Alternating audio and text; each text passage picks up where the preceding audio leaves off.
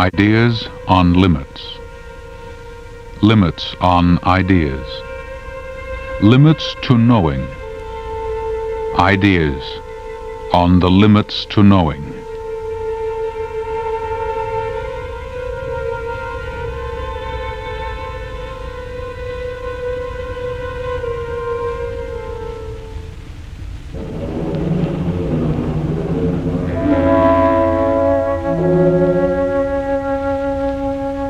Welcome to our fifth and final week of programs on limits to knowing.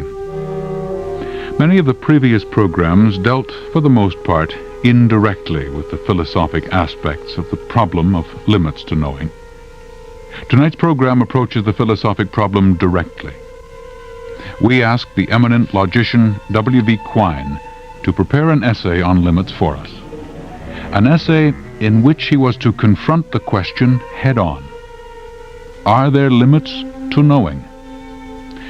You hear this essay in the first part of tonight's program. Professor W.B. Quine was recorded at Harvard University, where he is professor of philosophy.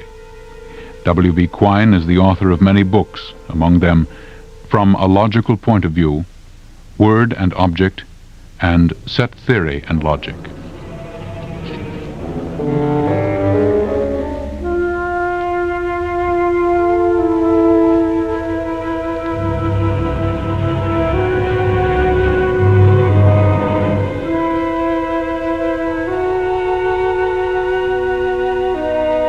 Are there things that man can never know?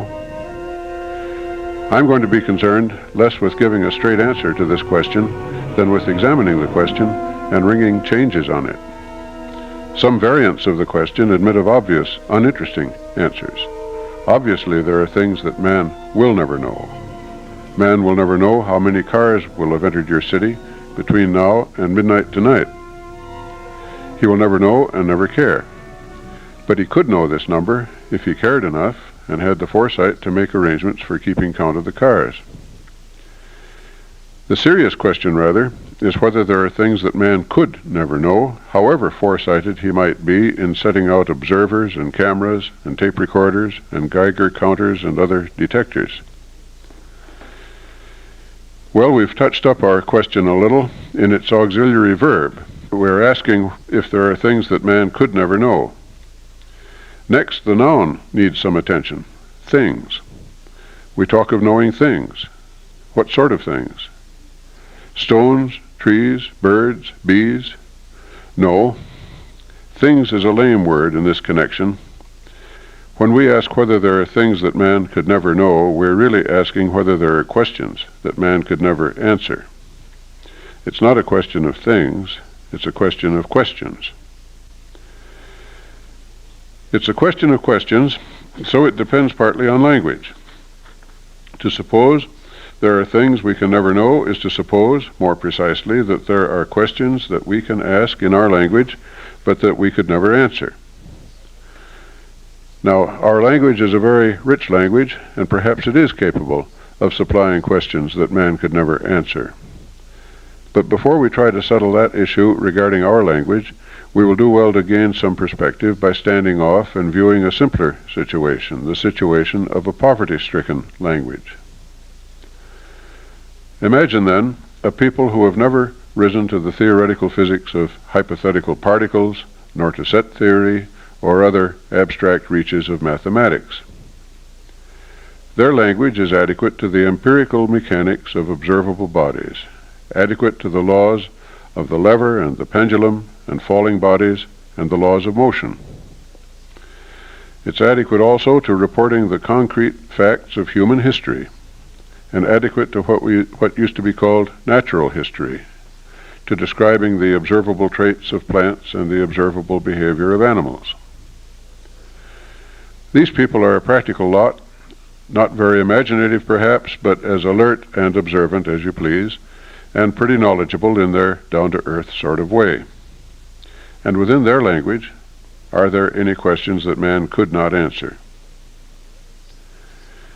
In a rather uninteresting sense, someone might argue still that there are such questions. It's a legalistic point having to do with generalizations. Thus take the general statement, all men are mortal. There's a big logical difference between the question how many cars will enter your city between now and midnight and the question whether all men are mortal. We could, if we wished, arrange for a conclusive answer to the question of the cars, an answer based directly on observation. We could man all points of access. But we could never arrange for a similarly conclusive answer to the mortality question, based similarly on direct observation. Even if we cared so much about the answer that we were prepared to increase our observations by resorting to experimentation, which I find a rather lugubrious expedient in this instance, still there would be a difficulty in checking all instances. We could not check on ourselves and live to report an affirmative answer to the question. Other generalizations present somewhat similar difficulties, if less sanguinary ones. We felt we could answer the question, how many cars will enter before midnight, because of the feasibility of a stakeout. But if a general question covers indefinitely many cases, including cases too remote in the future to be observed by a living man, or too remote in the past to have been observed, then clearly it is a question that we cannot and could not conclusively answer on the basis directly of observation. Now there will be plenty of questions of this sort, even in the modest language of the practical people that we are imagining. Just about any generality about the care and use of one or another sort of plant, or the behavior of one or another sort of animal, or the mechanics of rigid bodies, will be a generality whose instances can be observed only by sampling and never exhausted. Must we then conclude that even in the limited language of our hypothetical practical tribe, there are questions that men could not answer? Yes, we must so conclude if we are going to be as stiff-necked as all this about what to count as answers. But we're demanding too much. We can know something, in a reasonable sense of the word, without having checked every instance by direct observation. If we've done a reasonable lot of sampling of instances, or if we have a plausible notion of an underlying mechanism that would account for the truth of the general statement in question, then we may reasonably be said to know the statement to be true. Sometime we may be surprised by a counter-instance and compelled to conclude that we had not known the statement to be true after all. We only thought we did. This, however, is a risk we must run. So, let us relax our standard of what counts as the ability to answer a question. Belief, well grounded in observation, is what should count. But then, how firmly grounded should a belief be in order to count as answering a question? How shaky an answer should we allow? No general way is known of measuring the firmness of a scientific hypothesis, and if a way were known of measuring the firmness, still, how would we decide where to draw the line? Even in the limited language of our imagined tribe, it must be possible to ask questions about remote places and events, questions admitting only of the most tenuous answers after the ablest research. But this is uninteresting. It's not what one has in mind when he asks if there are things that man can never know. It's uninteresting because of the continuity. The questions about broad generalities or about remote places and events, and the questions about current local events differ only in degree. Some respond more generously to our investigations than others. I think it would be to no purpose to try to draw a line. When one asks if there are things that man can never know, he is really wondering whether some questions are unanswerable in principle. By this he means that no answer could gain any support whatever from even the ablest research. The question should also be somehow basically unlike the questions that we know how to find answers for. This further requirement is of course hard to formulate satisfactorily. Basic unlikeness is a vague idea. However, given some such strenuous standard of what to count as an unanswerable question, I think we can say of the imagined tribe that these people can raise no questions that man could not, in principle, have hoped to answer. Now let us take leave of the imaginary tribe and move nearer home. As we move nearer home, we move farther from observation.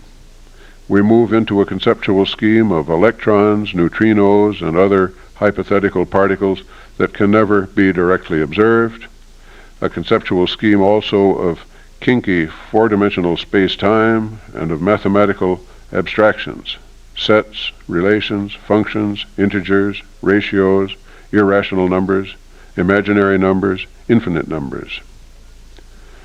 None of these extras are observable.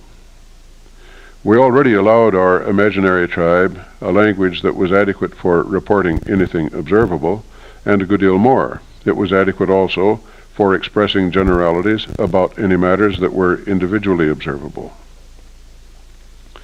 What then is all this extra apparatus of ours? Is it sheer myth-making, unwarranted by observational evidence? Paradoxically, the purpose of all this extra apparatus is simplification. We are out to systematize and integrate the testimony of our senses by devising laws that relate the observable phenomena systematically to other observable phenomena.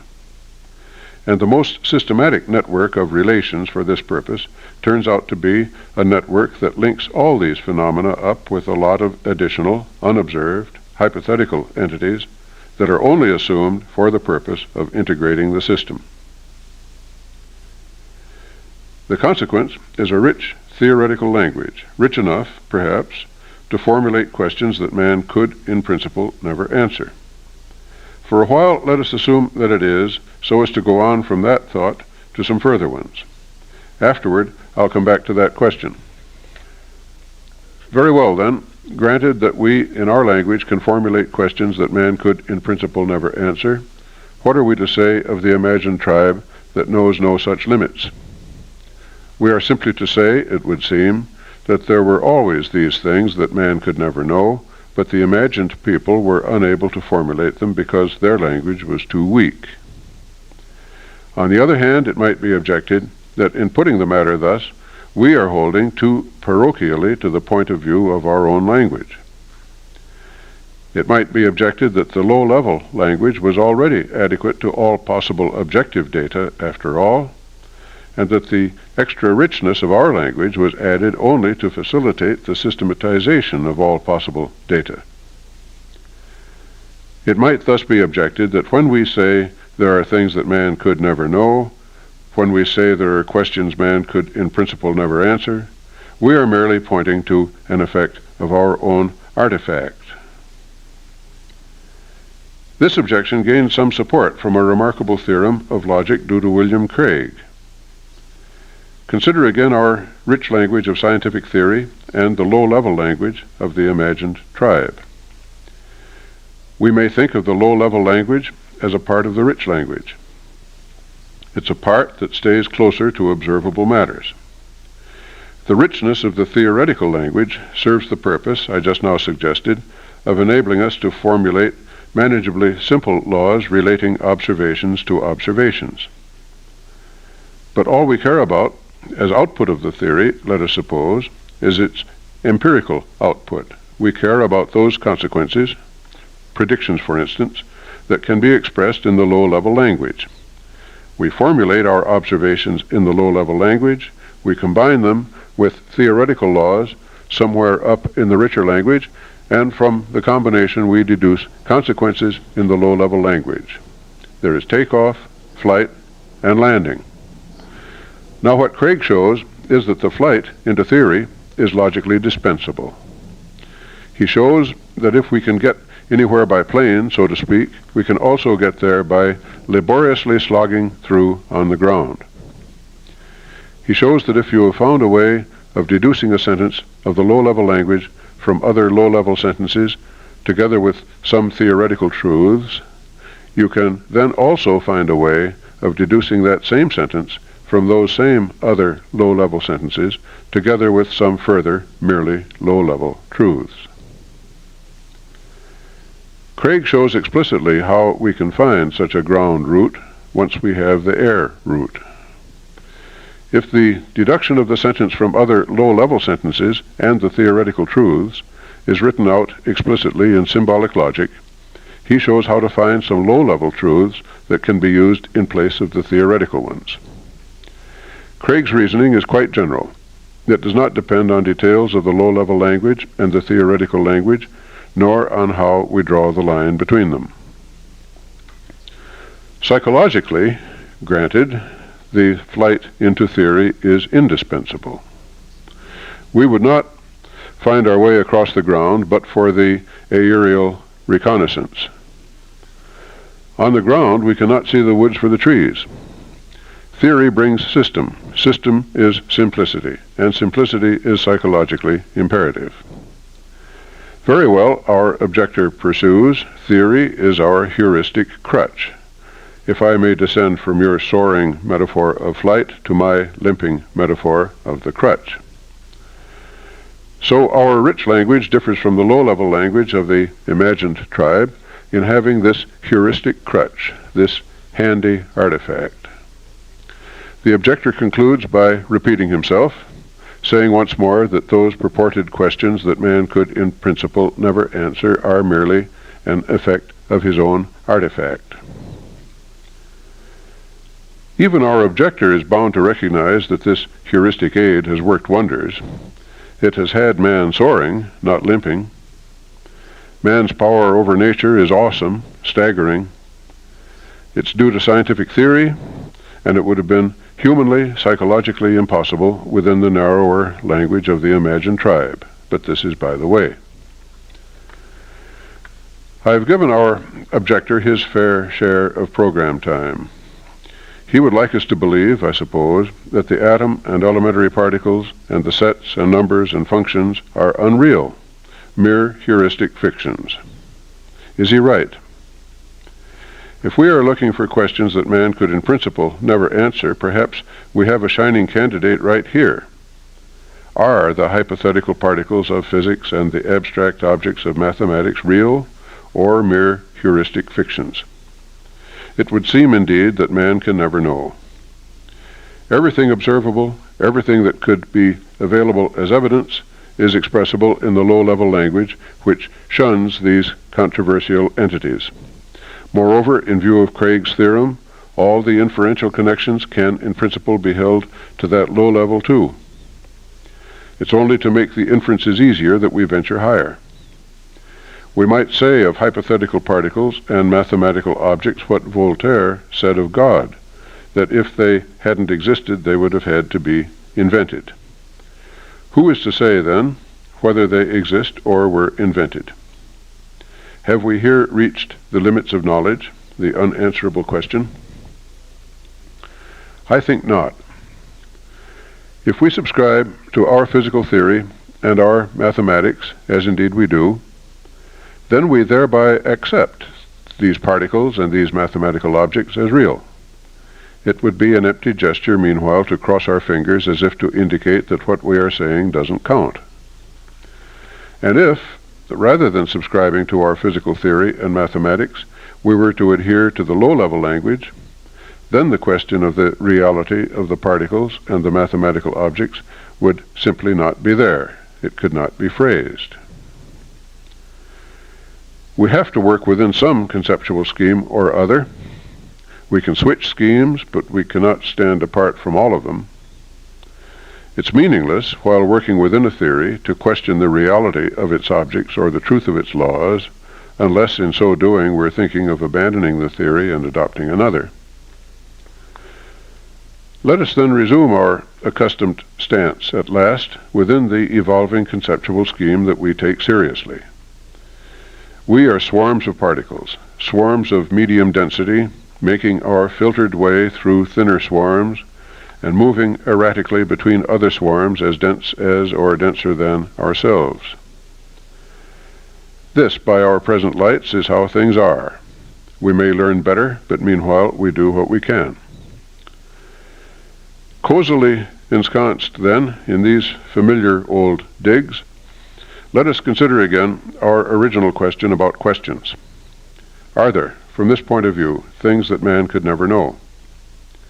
Are there questions man could, in principle, never answer? Possible cases in mathematics come to mind. There's something called the continuum hypothesis, having to do with the comparative sizes of certain infinite classes. Kurt Gödel and Paul J. Cohen have proved that this hypothesis can be neither proved nor disproved on the basis of the existing codifications of accepted mathematical laws. Still, this is not a clearly unanswerable question. For, remember the role of theoretical entities, mathematical and otherwise. They are extras that serve to fill in and smooth out and simplify the comprehensive world system by which, ultimately, we link phenomena to one another. Now, there may, in time, emerge new simplicity considerations, new plausibility considerations, that can reasonably supplement our existing codifications of accepted mathematical laws. These added laws just might suffice in the end for proving or disproving the continuum hypothesis. A different sort of mathematical case that comes to mind is the celebrated theorem, due also to Gödel, to the effect that there can never be a complete formal proof procedure for what is called elementary number theory. This modest-seeming branch of mathematics treats of nothing more recondite than the positive integers. Yet Gödel has proved that any axiom system is bound to be inadequate to it. It is bound to leave some truths of elementary number theory unprovable.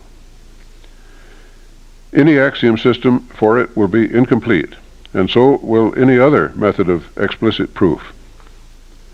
I'm having to leave my statement a bit vague, for otherwise the story is long. Now, this is a remarkable and startling result. I haven't time to explain how startling or why, but does it point to unanswerable questions? It does not. No truths of elementary number theory are set apart by Gödel's theorem as unprovable. Rather, each axiom system or proof procedure will miss some of those truths.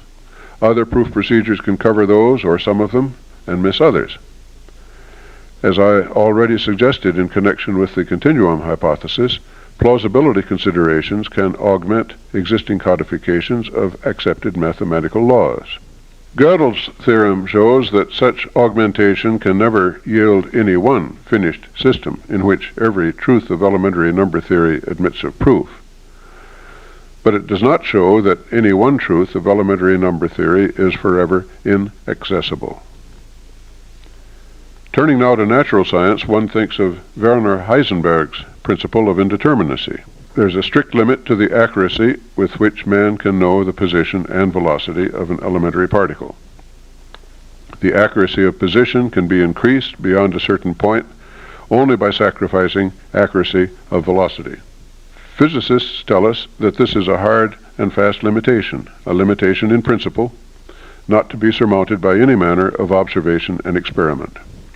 Man could, in principle, not answer the question of the position and velocity of the particle, except up to the prescribed band of tolerance. Here, then, is a really good example of the limits of knowledge.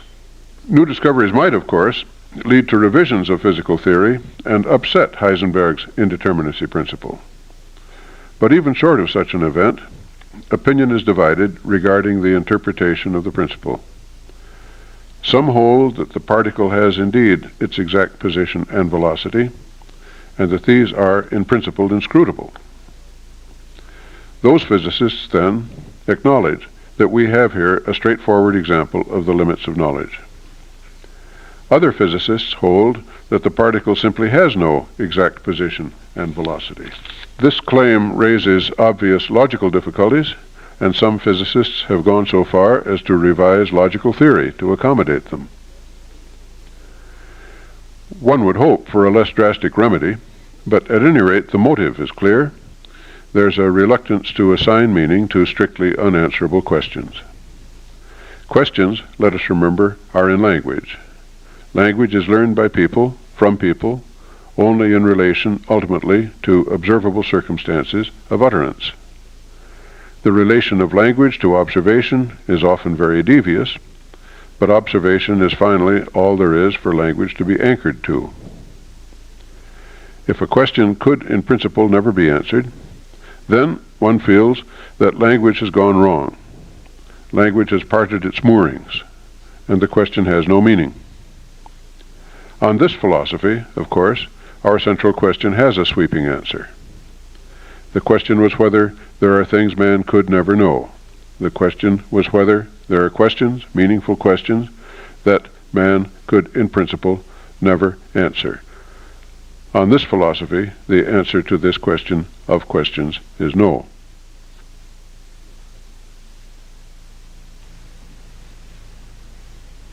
W.V. Quine, logician of Harvard University, with his answer to the question, are there limits?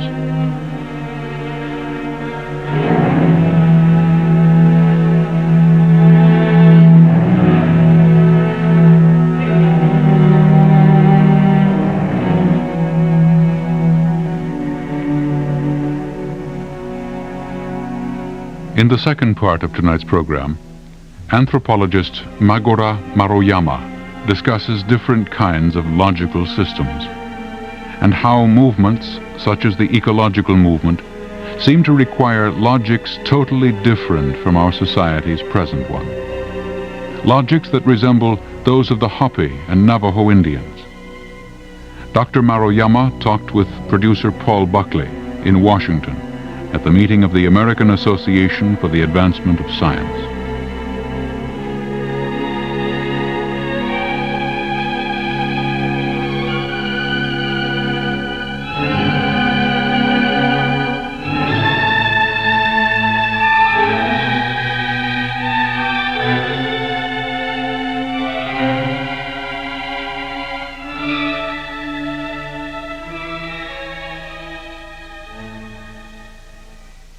Recently, there have been social movements in the United States and in other countries, and maybe also on international scenes.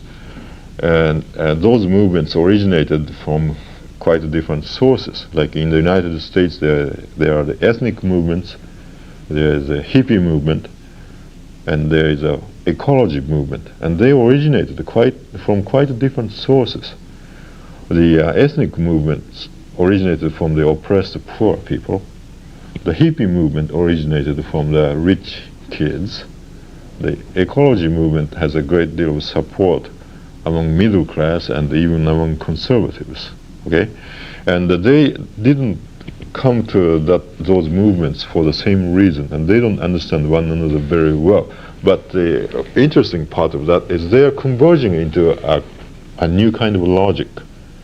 That is to say that if the traditional logic could be characterized by being unidirectional, hierarchical, competitive, quantitative, and so on and so forth. How can you call a logic competitive? Competitive,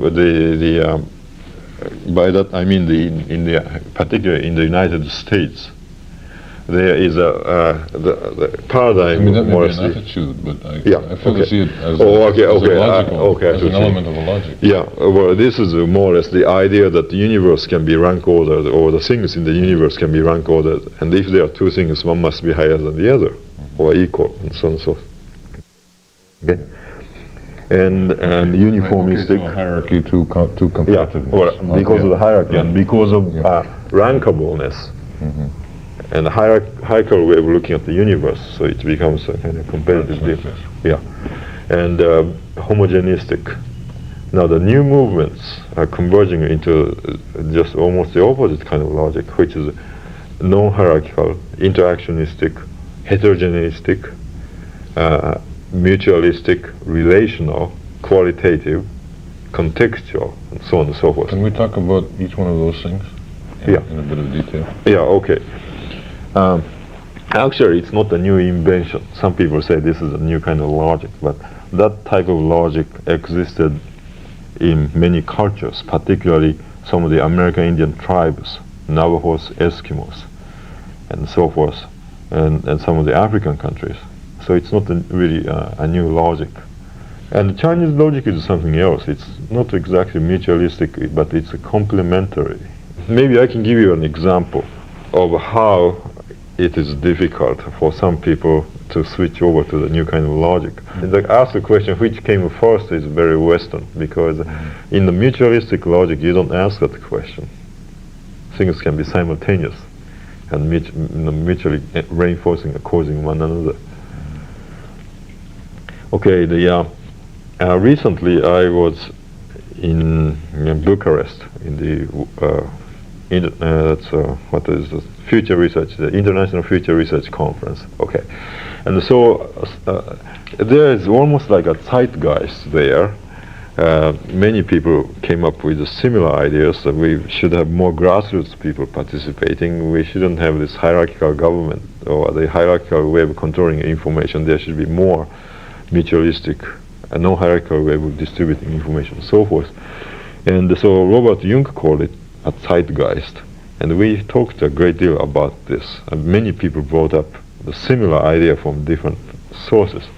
And then there was one person who stood up and said something like, well, look, heterogeneity is fine, grassroots is fine, but if we don't have a uniformity, if we don't have a hierarchy, we are going to have a chaos, right? And the person said that.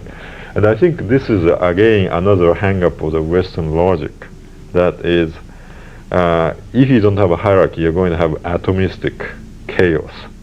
And this is just within one logical paradigm. And it is not taking into consideration another logical paradigm, which is a heterogeneistic, mutualistic paradigm, which is coming up all over the places in the world.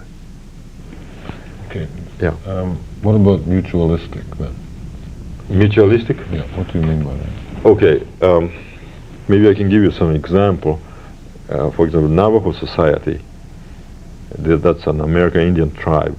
And then let me caution that Navajo is not really a typically American or typical American Indian tribe, because a lot of other tribes are different and they resent Navajo being taken as an example all the time. Okay. But anyway, the Navajo society is mutualistic in the sense that nobody gets rich.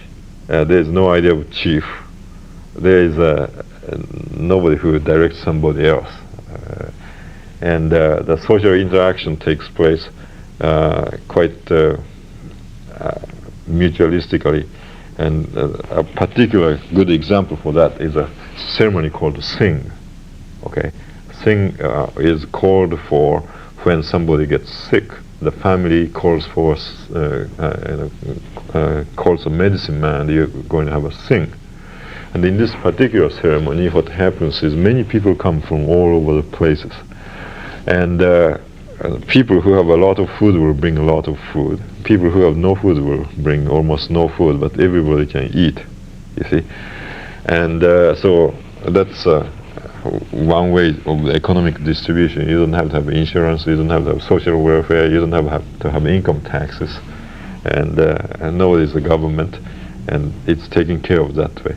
And another interesting point about this thing is that it's a religious activity, because it's a religious thing as far as Navajos are concerned, and also it's economic distribution, and also people are going to have social contacts.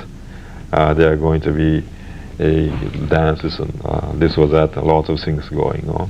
And also, in order to perform it, you'd have to have a highly artistic skills. Like singing is a highly artistic thing. Well, there's a lot of singing. People sing in those singing ceremonies. And also so-called sand painting, which is not really sand, but anyway, the painting you do on the sand is highly artistic.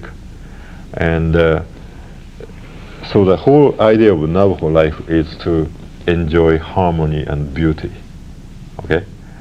And now religion is not something hierarchical either. Nobody is higher. The gods are not higher than people. In fact, there are no such thing as Almighty God in Navajos. There are spirits and ghosts and so forth, natural forces and animals, and they are mutually interactive in such a way that people can influence the spirits and spirits can influence people. So influences go both ways. Same thing with animals. Okay, and so in that culture you have a good example of a mutualistic logic, mutualistic perception, mutualistic social interactions, and on top of that you have a non-classificational logic. Non-classificational. Yeah, a good example of it. In other words, in the Western society, things have got to be classified. People are going to ask you, what are you? Are you a sociologist? Are you an anthropologist? Are you a newspaper man? You have to be classified. The activity of a thing cannot be classified as an economic activity or a religious activity or technological activity, because everything is interwoven in the Navajo culture. Now the religion, the curing ceremonies in Navajo is essentially something you do to restore the disturbed harmony in the community and in the universe. How does it get disturbed? Somebody maybe violating something, like you're not supposed to do certain things with certain animals, and somebody does something wrong, and then the harmony is disturbed. Okay, and so the actually the religious ceremonies, the medicine must cure consists in finding out what went wrong, and then in order to cure the patient, he has to perform very detailed, described, complicated ceremony, prescribed or very complicated. And in order to do that,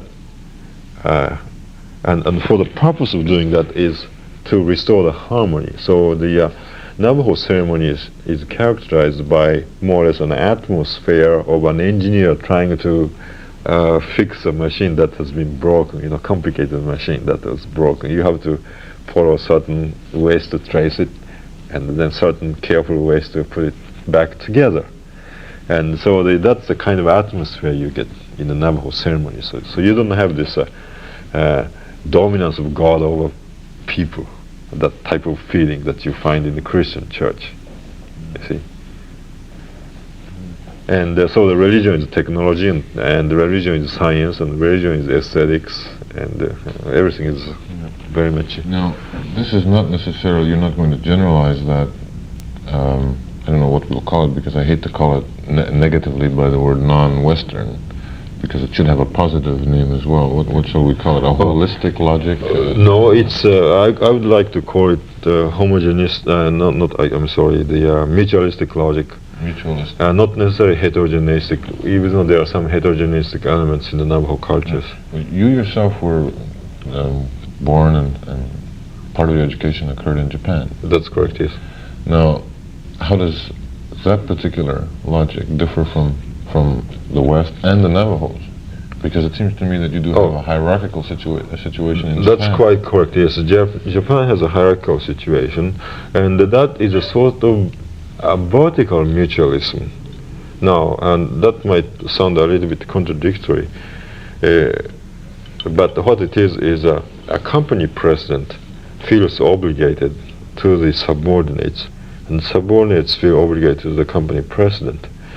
And a good example of that is I have a brother who works for a company, and now his company is not doing very well in terms of business, but he doesn't want to quit because he feels that if he quits, he's going to demoralize the people who are working under him. So he's just sticking to it, you see. And also the president of that company feels obligated to him because he promised certain things to my brother, which he couldn't fulfill because the company didn't do well. And so he feels terribly obligated to my brother. And so this is a vertical mutualism, but then it's not really trying to evade. I'm not trying to evade the fact that there is a hierarchy in Japan. Japan is a very hierarchical culture in a way, but even though within the hierarchical culture there is no hierarchical or mutualistic element. Yes, Japan was a very hierarchical society, both vertically and horizontally. And vertically, I mean, you used to have distinct social classes, and you couldn't intermarry between the social classes and all this sort of thing, and the titles and who is superior and who is inferior is a very important thing in Japan. In fact, when Japanese people get together, the first thing they have to do is to establish the rank order, so to speak, to find out who is superior and who is inferior. And unless you have found out who is superior and who is inferior, you are very uncomfortable because you don't know how to behave, you see. So in that sense, Japanese culture is very hierarchical. Now, Westerners or the Americans are now talking about future shock, uncertainties, okay? Whereas from my own point of view, that is, if I'm seeing things the way that's natural to me, I don't talk about future shock or uncertainty. Because, you see, basically in Japan, you are brought up with the idea that everything changes, okay? And so if something changes, that's no shock. Whereas in the Western culture, there's the idea of substance which persists, the individual which persists, things that persist. And if something disappears or changes, then that's going to be something unusual to talk about. Whereas if your assumption is that everything changes, then you don't have to talk about change as something special. The same thing about uncertainty. You know, the whole notion of uncertainty in the Western culture or in the American culture is based on the assumption of certainty. Then you have to talk about uncertainty, you see. Then another interesting aspect of the Japanese culture is that if you really look at the Japanese garden design or the flower arrangements, you find that it's quite different from the Roman way of building cities, say, or the French way of building a garden, or Italian way of building a garden. And the designers used to say, well, you know, Italian or French way of building a garden is geometric, symmetrical, and so forth. And the Japanese way is asymmetrical. But it doesn't really explain too much. Now, last year I was looking at some of the designs and I got the idea that maybe another possible way to see the difference is that the Japanese design, that is the Japanese garden or the flower arrangements, is based on the idea of heterogeneity, how to combine heterogeneity. Whereas the Italian garden design or French garden design is based on the unity on the basis of repetition of same themes or same this or that. If sizes are different, shapes must be the same, and so on and so forth. Okay, so you get some unity out of the sameness. Whereas the Japanese garden design gets a kind of unity out of heterogeneity by combining different elements. And now I looked at the Tanges Olympic building complex design in Tokyo, and that particular design struck me as like a flower arrangement almost. Some people call it asymmetrical, but I saw in it heterogeneistic principle. But recently I talked with one of Tange's students, and I asked, well, does Tange see his principles as heterogeneous or heterogeneistic? And he said no, Tange is much more homogeneistic. So I'm a little bit confused about it. But anyway, it seems to me that that might be one way to look at the difference between the Japanese design principle and the Western design principle. But I'm a little confused now because we started off talking about logics. That's correct, yeah. But when you talked about the Navajo culture and the Japanese culture, you really imply quite a bit more than logic. Yeah. Oh, okay. You know what I mean? Yeah. Well, maybe I'm taking logic in a much wider sense. I sometimes call epistemologies. But epistemology, as far as I remember, means the science of knowledge. Yeah.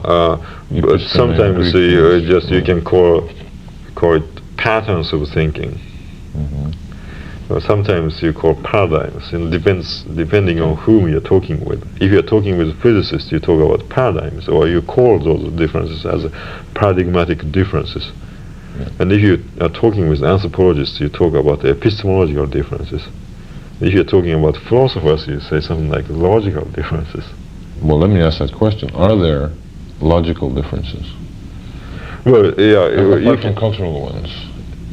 Well, you see, you can show mathematically that if you want to solve something like a feedback loop, the very straight linear feedback system, if you want to solve it with a simultaneous equation, you can solve it. But if you try to reason that here is an input which is amplified and becomes an output, then you take such a percentage of output and subtract from the input. If you do stepwise, you cannot solve it. You come to a very silly contradiction.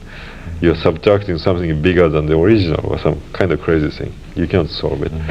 So by trying to break down the mutual simultaneous relationship into the consecutive unidirectional relationships, you're just not getting the right mathematics there.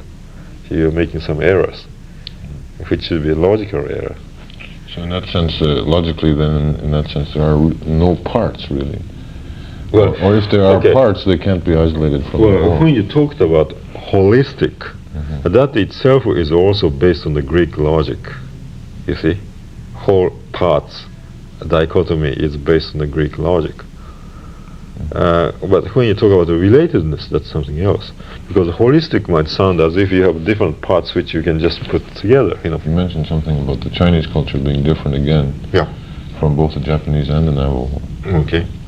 In the larger use of logic that you mentioned. Well, yeah, Chinese logic, some people say that's a dualistic logic, which sounds more like a Hegelian kind of dialectic logic. The comparison has been made. Yeah, in fact, many people make that comparison, but I think that's wrong, because Hegelian dialectic is, or that's the way the Marx put it, it's more as like a contrast or a conflict between two social classes, where the Chinese way of looking at it is two are understandable only in terms of the other. That like if you have a front of the car, you got to have a back of the car. You can't have just front of the car with no back of the car, you see.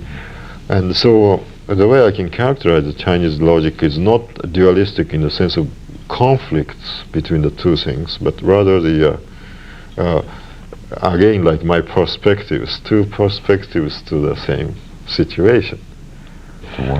Recently, last month, in fact, in Toronto, we had the American Anthropological Association meeting. And in that meeting, there was a very interesting paper presented by an American anthropologist about the Chinese way of looking at pollution. And basically, the paper says something like this: the Western and to some extent the Canadian way of looking at so-called waste is characterized by the Greek logic. That is, if something changes into something else, like a glass breaks down, something like this, then you cannot use it because it's something different. So then, since this is something different, you got to do one of the two things: either throw them away, put them out of the sight, or restore them into the original shape so that you can use it again. So there is either waste or recycling. Since something changes, it has to be either thrown out or restored. So, whereas the Chinese way of looking at it is that everything changes, okay? And there's nothing that subsists like a substance in the Western logic. And therefore, when something changes, that's quite natural. It's not a waste. It's not called a waste. There's no such thing as waste. No. In a sense. All you have to do is to find another different use for it. Okay? Yeah. You don't have to recycle it. You don't have to throw it away.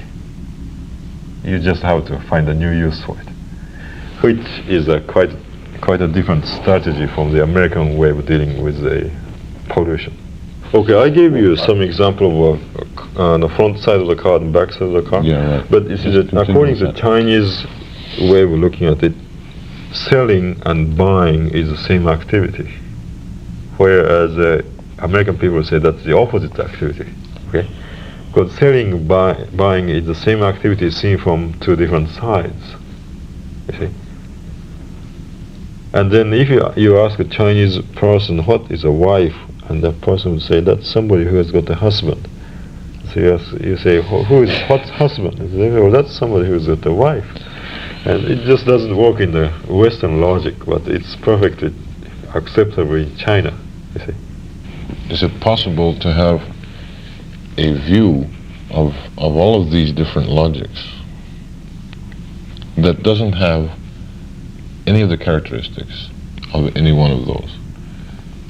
What kind of language do we need, or does it already exist, to deal with this thing, to get it out of that inherent bias? Do I have to learn Japanese? Do I have to be a Japanese person to know this? Well, I think it's certain things cannot be communicated. Okay, I think it's a wrong assumption to say everything can be communicated, everything can be explained from one thought pattern to another. But I think it's also a mistake to say nothing can be communicated. So there must be some improved way of communicating. Mm-hmm. Okay, and I think we need a new science, the science of different logics or different thought patterns. And I don't mean necessarily the difference between East and West and so forth, but rather the difference which also exists between different professions, say, in the same culture. Like psychiatrists don't think like economists, and it's not because their subject matters are different, but their paradigms are different. And even in physics, you find experimental physicists or applied physicists thinking quite differently from theoretical physicists. And even in mathematics, you find paradigm differences also. Or maybe sometimes it might be much finer differences in the kind of preferences of certain patterns of thinking. Like people who deal with the function of complex variables think in a different sort of a way as compared to the people who deal with differential equations, say, okay? Mm-hmm. And so we need some science to study those different paradigms or different patterns, and I think it's going to be very, very useful. Right now I'm involved in the practical work, working with government, which has to do some engineering projects, which has to take into consideration sociological and cultural aspects of the project, and so on and so forth. So I have a very difficult situation of making engineers see another paradigm, or making engineers thinking other paradigms than engineering paradigm, and making some say the students see the government paradigm, for example. And now, unless we know that we are using different paradigms, people are going to either disagree and call one another illogical, or more or less come up with an illusion of understanding where there is no understanding. And all sorts of things can happen. But if we have some science of different paradigms, then we can at least say, well, those are different paradigms, you see, before you go into disagreement or illusion of agreement. This comes back to the question I asked, though. Is the engineer going to have to study? I mean, how do you get that paradigm? I mean, can you communicate the paradigm without its context? Like, you know, supposing you want, because I witnessed here today several confrontations between young scientists, Science for the People, and other scientists, and it's clear they were not. I mean, the communication was just not there, and it may be because, as you suggest, that their paradigms or their patterns of perception are totally different. How do you translate that without transferring the context? Okay. Well, now certain things are easy to explain. You know, certain paradigms are easy to explain, and I think we can start with the paradigms that are easy to explain. Like with engineers, I'm going to write within a few weeks a paper which was suggested by the people in our organization that I should write a paper showing 2 or 3 different paradigms for engineers. One is a mutualistic paradigm, the other one is a unidirectional causal paradigm, the other one is a random process paradigm. Those are the things that are easy to understand from engineering point of view. Other paradigms are rather difficult, but at least with those things, examples, I can show that there are different paradigms, and I think that's already one step forward. There is no science of, no established or no well-organized science of how to communicate different paradigms or cross-paradigmatic communication. It would seem to be becoming very urgent. Yes, I think so. It's very important. Aside from this difficulty in communicating between paradigms, there are other problems in communication. That is, particularly, there are several factors really. I discovered this when I was doing a project in the prison, and also when I was in Denmark. You see, when I was in Denmark, I found out that the purpose of communication is not exchange of information really, which Americans assume the communication is supposed to be. Okay. In Denmark, for example, the purpose of the most usual communication that happens daily is the perpetuation of the familiar. People get together in the same cafe, drinking same coffee, eating same pastry once a week. It's like saying it's a nice day, isn't it? Yeah, and actually what you do is to perpetuate the familiar. Okay, and if somebody asks a new question or brings new information, that's more or less disturbing. And so the foreigners make a mistake in Denmark in trying to establish friendship by asking questions or explaining something, and according to the Danish paradigms, that's being too aggressive or impolite or something, and then that kind of procedure will turn off the Danes very fast. And even among Danes, newcomers are welcome when they move from one group to another, but a newcomer must stay with the group long enough to absorb what is going on there. Nobody is going to explain to you what's going on. It's impolite to explain, and you're not going to ask questions either because it's impolite.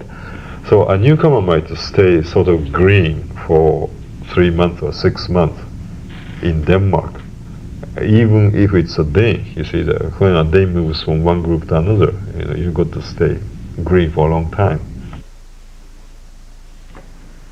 Magora Maruyama on Mutualistic Logics.